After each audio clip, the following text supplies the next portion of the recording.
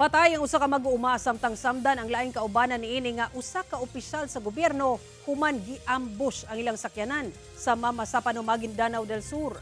Laing kaubanan nga opisyal sab nakalingkawas. Ang detalye sa report ni Efren Mamak. Nagkaguliyang kini mga residente human mapalgan ang usa ka sakyanan nga nabulit og mga igo sa bala.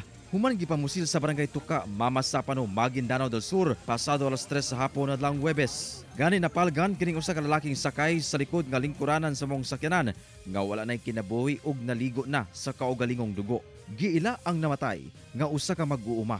Samtang gilayong gidala sa ospital ang nasamdan nga driver nga si Montasir Di Malido, kinsa municipal councilor sa Sultan sa Barongi sa maong probinsya. Swerteng nakalingkawasab ang laing kaubanan nga municipal councilor sab nga si Abdul Manap Biyang. Sumala sa kapulisan, kalit gipaarakan sa wala pa mailing mga sospek ang sakyanan sa mga biktima. Initial investigation, sila po ay inabangan ng alleged riding in tandem, lulan ng isang nawala pong plaka. So pagdating po nila sa lugar, sila po ay pinaputukan. Matod sa kapulisan, posibleng personal grudge ang motibo sa krimen. Isa po sa tinitig ng anggulo is yung personal na away. Yung patay po na katawan ay kinuha na po ng vice mayor ng Sultan sa Barungi. While yung isang wounded natin nasa stable condition naman na. Padayon ang hot pursuit operation sa PNP. Ginasuwayan pang makuha og pahayag ang kabanay sa namatay nga biktima, lakip ang duha ka opisyal.